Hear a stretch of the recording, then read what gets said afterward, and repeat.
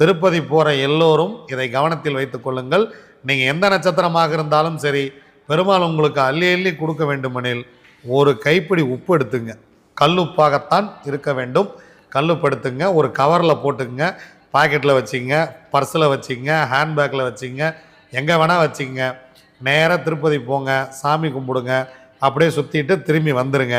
திரும்பி வரும்பொழுது நீங்கள் சமையல் அறையில் பயன்படுத்துகிறீங்க இல்லையா உப்பு, அந்த உப்போட இந்த உப்பை கலந்துருங்க. ஏன்னா உப்பு சந்திரன். இந்த உப்பை எடுத்து கொண்டு போய் நீங்கள் சந்திரன் ஆற்றோடு அந்த உப்பை திரும்ப கொண்டு வந்து நீங்கள் சமைக்கிற உப்பில் அதை கலந்துட்டீங்க அப்படின்னா திரும்ப திரும்ப உப்பு கொஞ்சம் கம்மியாக இருந்தால் நம்ம உப்பில் கலந்துக்கிட்டே இருப்போம். இந்த உப்பு அதில் கலந்து கொண்டே இருக்கும்.